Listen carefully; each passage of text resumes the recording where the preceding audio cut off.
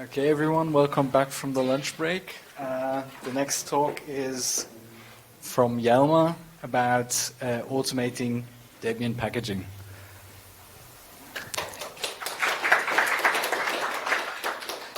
Yeah, thanks. My name is Jelmer van Ooy. One of the things I've mostly been working on in the last couple of years is the Debian janitor and a sort of bunch of related software.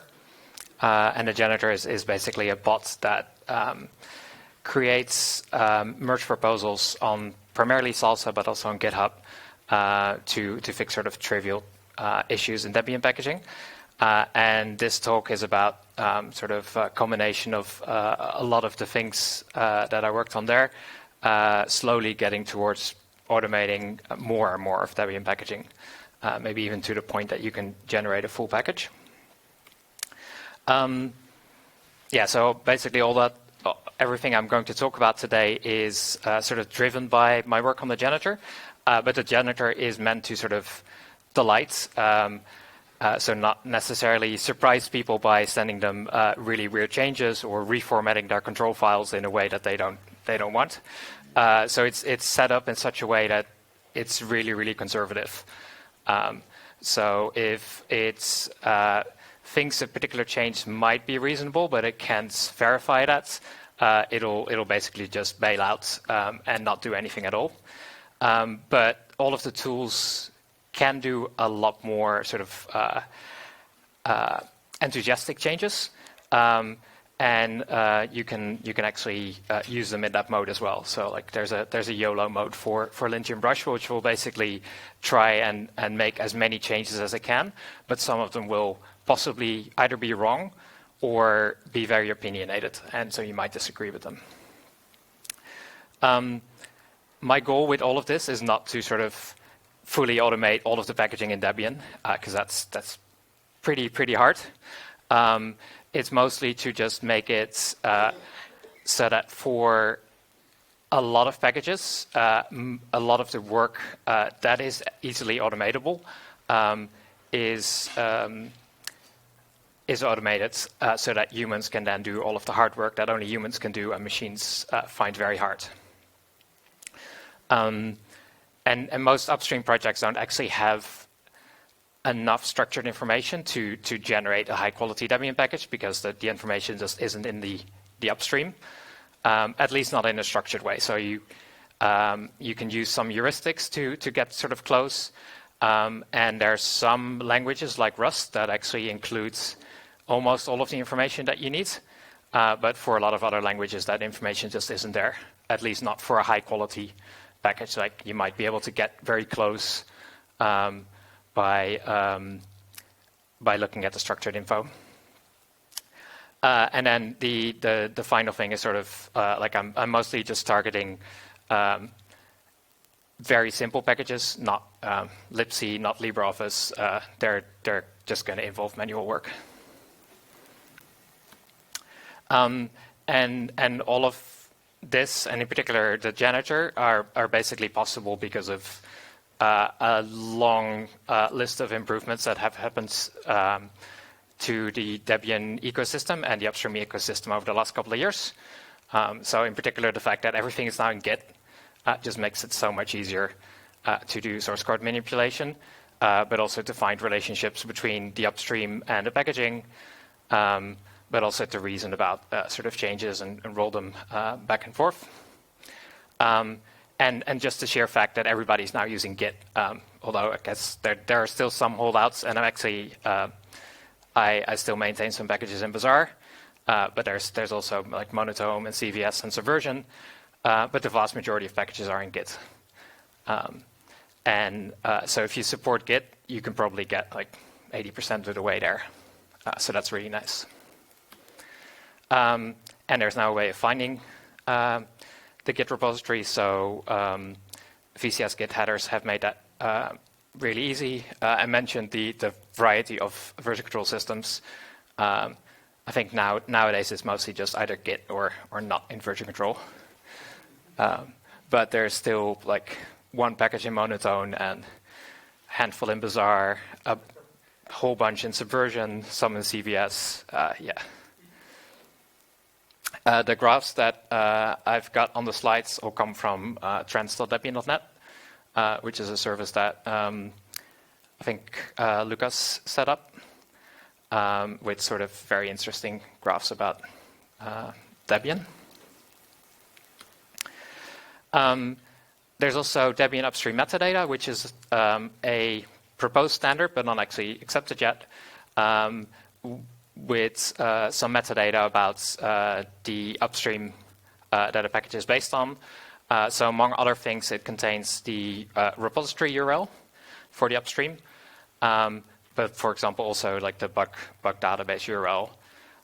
And being able to find the upstream URL is really useful, in particular if you want to, for example, pull in new snapshots or other things like that. And one of the things that I built as part of the janitor is a tool that can sort of generate this file with both the repository information, but also some other metadata.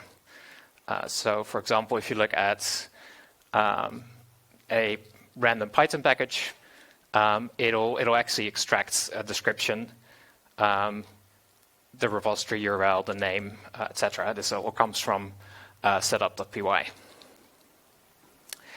And the description actually comes from, I think, either the README or setup.py plus some manipulation. And then one of the other things is that their auto package test is much more widely adopted nowadays. So that makes it possible to make automated changes, but also then be sure that at the very least you didn't break the package in a trivial way. So in particular for the janitor, that's really, really useful.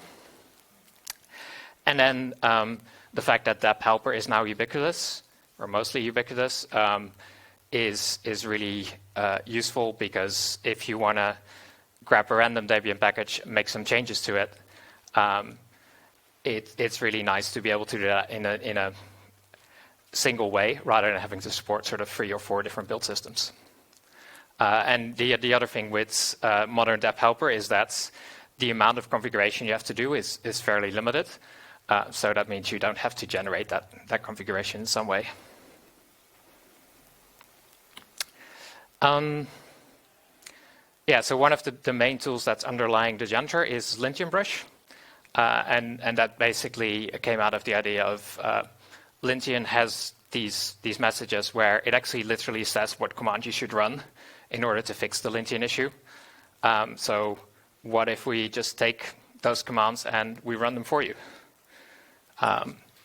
This is a very trivial example, but there are sort of similar examples that are slightly more complicated. And so Lintian brush is a collection of about 150 different scripts that fix, I think, on the order of maybe 200 different Lintian issues. And most of them are fairly trivial. Some of them are sort of like, if the homepage URL is HTTP, let's verify that it's also available over HTTPS, and then update the homepage field to use HTTPS, that sort of thing. And yeah, this is an example code for a fixer that simply replaces extra with optional, and then reports it appropriately, honors that if there's a Lintian override, for example, it doesn't actually change anything. So that was sort of the start of the janitor. One of the other things that I found it needed to do was you run into situations where they're missing dependencies. So you get these massive build logs, and then you need to find out what is wrong. So there's a tool that can scan the build log and essentially with just regexes find the problem that's causing the build to fail. So it literally just scans the build log, finds the first line from the bottom that matches the regex, and then converts it to a more unified error. So in this case, it's Apertium 3.2. It's missing, and it's because of a pkg config file. So if you take that, so let's say we're building with sbuild in isolation. We then get an error log. We scan that for the error, as I just showed. So for example, it could be a PKG config file that's missing, or it could be a Python module that's missing.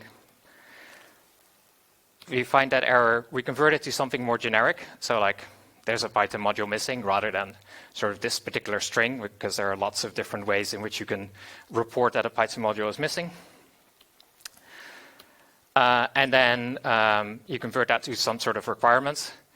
So because there are different problems that can occur. They're not necessarily all, there's a Python module that's missing, or there's a C header that's missing. It could also be there's a syntax error in the C file.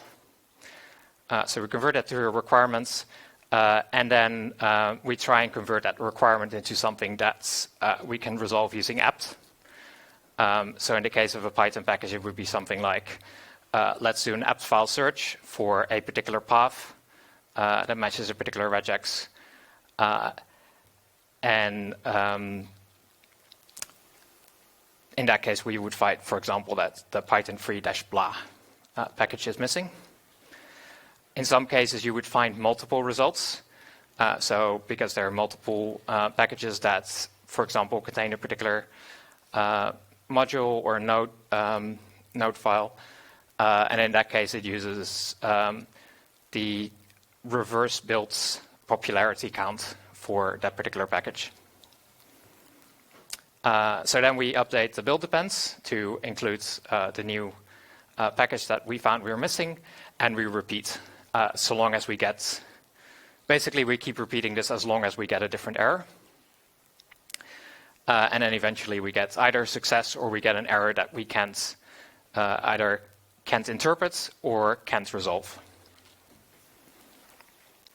And so this is fairly effective in making sure that all of the build depends are present. Although it has a couple of caveats. So you need a lot of regexes, which is a little bit painful. You also need quite a bit of time because you're basically building the package over and over again. And you're only finding out about build depends that actually cause the build to fail. But it is fairly effective in sort of getting to a functioning package. Yeah, and this is sort of the other thing that can happen. So you scan for errors.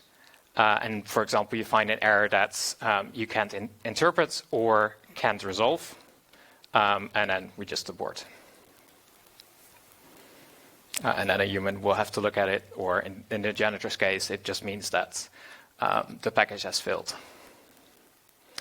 So if we now take all of these things that I just talked about and we combine them, we could actually generate a Python package from scratch. So we find an upstream release somewhere in Git and check it out. So in most cases, it would just find the latest release, switch to that. Detect the build system. So is it using Make? Is it using Python of some sort? Or Rust or Ruby or whatever. We find the appropriate metadata from the upstream metadata. So setup.py or the README even. In some cases, we'll actually scan the homepage. Find relevant WPP bugs. Determine the source package name. Create a changelog. And then we create a package based on the build system we found. So for Python, for example, using dep helper with pybuild. But if it's standard make, then we just rely on dep helper and make install and things like that. Yeah, and then as necessary, that would mean creating a dist tarball using that build system that we found. Generating the appropriate build files. So in the case of Rust, that could mean generating a depcargo.toml file rather than a rules file. Generating a rules file, although using dep helper, that's generally fairly trivial.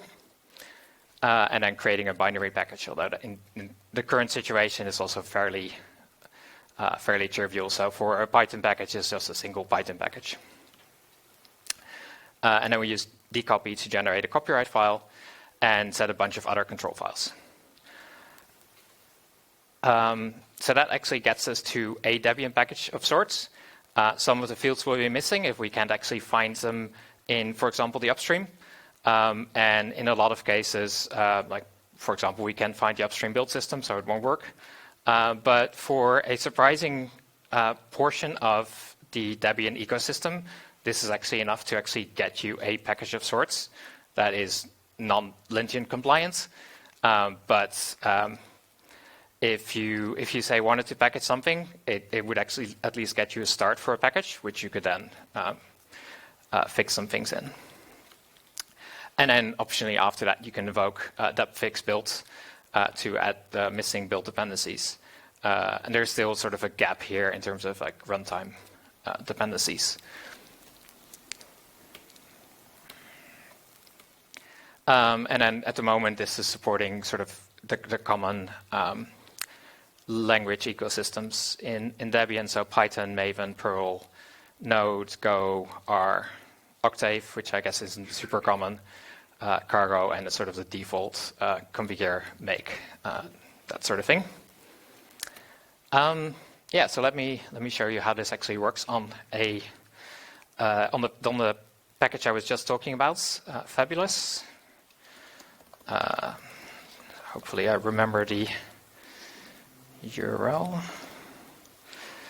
Hopefully this is readable for everybody.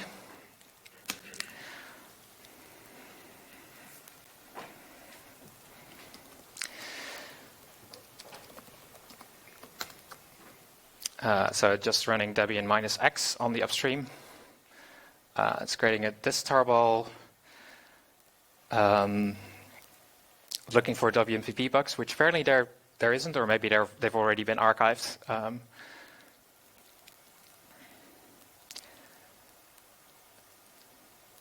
And now it's running as built, which hopefully will only take a minute or two.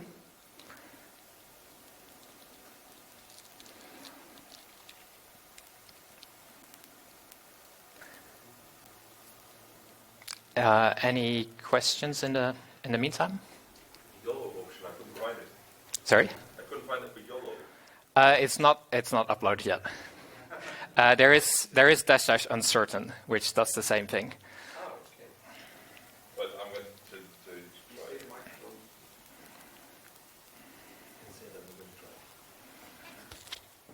try. Yeah. So basically, what Andrew was saying was the YOLO option isn't there yet in unstable at the moment. But there is -- uncertain. So yeah, so it's done a first build, and now it's found that setup tools is not actually in the build depends. And it's going to try and use app to find a replacement.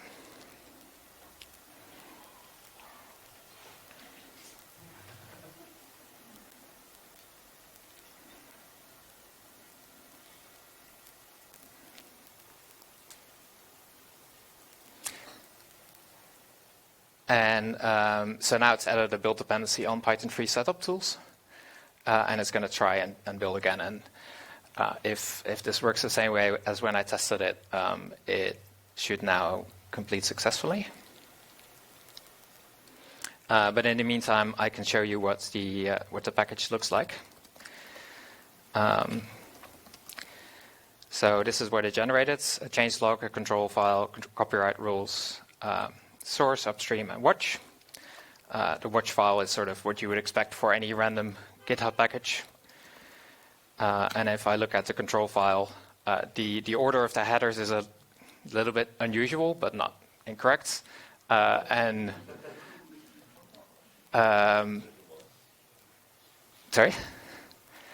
And so, yeah, it's basically set all of the headers that you would expect based on just the upstream. And then it's also extracted the description from setup. And if you look at the actual README, you'll see that how much actual processing it's done of the README file. So it's extracted like this middle bit. to get to that description. All right, and yeah, we've just successfully finished building. So I'll just run Lintian on the outputs.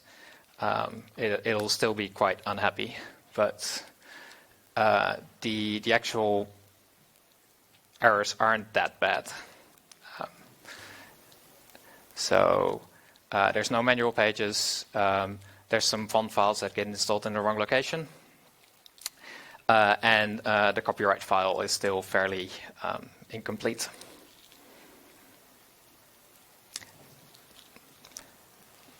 So yeah, so that's Debian Ice, and then we could take this one step further and do this recursively. So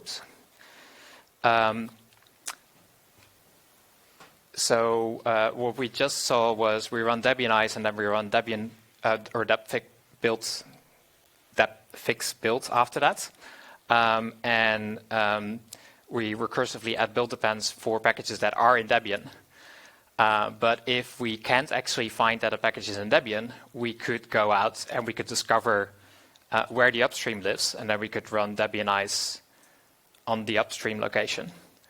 And that's what Debian Ice -r does. So, for example, if you find that python3-blah isn't packaged, we can consult pyp to find Python3 or to find blah. Figure out what the upstream repository URL is, clone that, run Debian Ice on that, upload that to a local apt repository so that when we run Debian Ice or depfix build again, we can now find Python3-blah.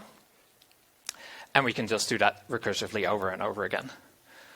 And so this is actually mostly working at the moment for Python and for Rust, not for any of the other sort of repositories out there yet, so not for CPAN or for PHP. But for Rust, like I've managed to use this to basically package 5 or 6 Rust crates in a row.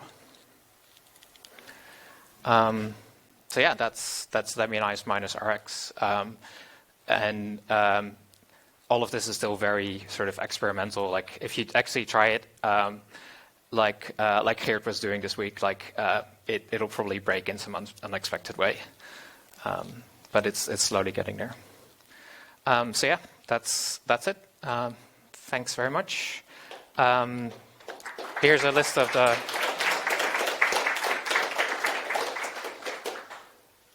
of the commands that I've talked about for reference. Any other questions?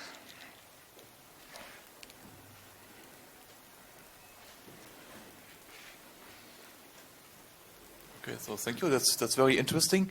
What about the Debian roots file that you generate? Do you generate anything more complicated than just calling DH?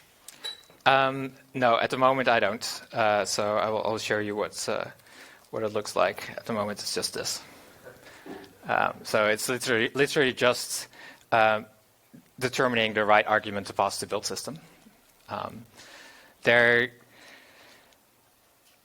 Like dep helper makes it really easy to do this sort of thing now, because you don't actually have to generate all of the other instructions. That would make this significantly more complicated. And same goes for like if you wanted to generate multiple binary packages from a single source package. Yeah, this would get very complicated and hairy, and so I haven't even gone there. Okay, and what happens when files are installed in the wrong location? Do you generate install files, for instance? Or? Not yet. So that I think my approach here is sort of quite similar to the janitor, where I'm trying to get it to work for sort of the common case, and the case where that is not common. I intend to just say like, oh, don't know, do it yourself manually, but that still means you can get some benefit in the vast majority of cases, because it is really either impossible or really hard to sort of fix it generally. You could, excuse me when I monopolize the questions, you could try to find out when you have a .configure, whether there are any useful options to .configure, for instance? Yeah, so that is sort of one of the avenues to go in, but it's I think maybe at some point in the future that would be interesting to explore. Once this actually works better, I think. So guest upstream metadata, for example, will actually parse like configure files or the configure files to extract some of the metadata. But actually, it's one of those things where if you can get it sometimes, it's nice. But if you want to consistently be able to parse configure outputs, yeah, it's going to be really hard.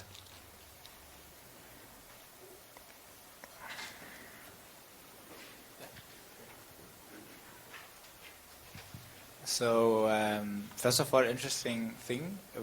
Can this also be used if I want to, let's say, update a Python package and it introduces new dependencies? Is there also like a command for it to say, okay, I want to update this package and then recursively try it out?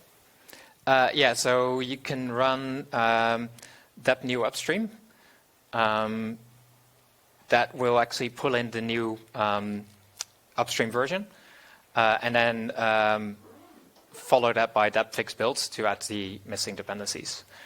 So there's probably there's quite a lot more work to be done there in terms of automating what that new upstream does.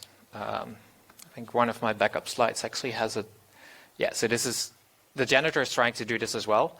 And this is the diagram for how it tries to do that. So like using VCS watch and using the uscan, invoking dep fix builds, and like this box is not very smart yet. So in particular, updating the packaging if the upstream changed in some way, or if the license changed in some way, for example. That's a really big challenge. Okay, thanks. One more question over here. Yeah, what I was wondering is with what types of build systems or programming languages does this work particularly well? I don't know if you've mentioned it in the beginning. You've showed some Python build things here, but could I use this for basically getting an initial packaging for, let's say, everything that I ever wanted to touch?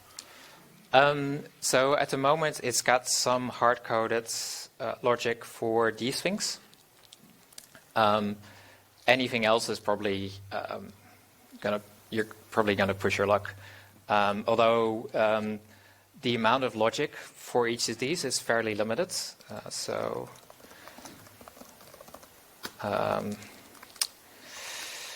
Like this is the amount of code that exists for Python.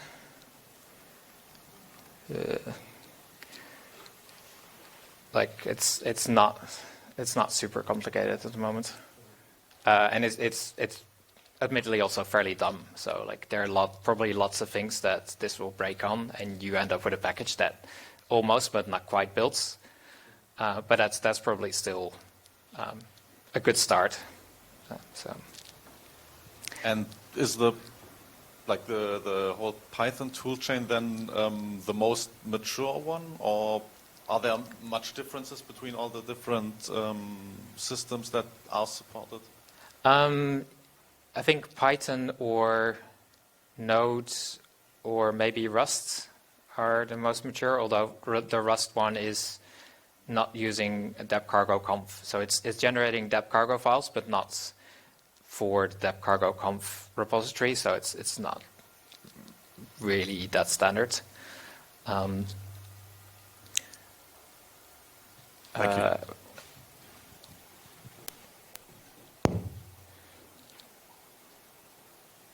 Yeah.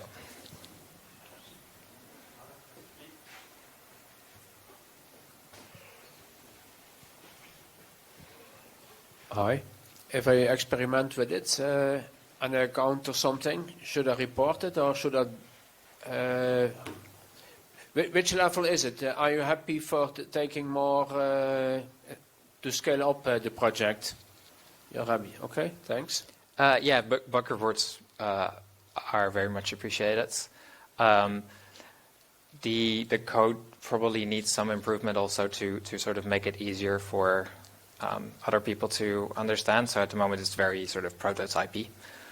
And there are tests for sort of the periphery of Debian Eyes, but for Debian Eyes itself, there's, for example, not a lot of tests at the moment.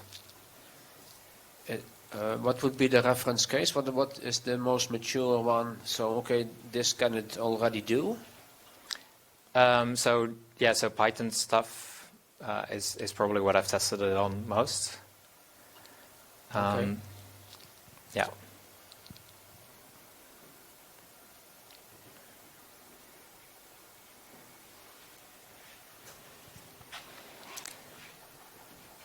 Any further questions?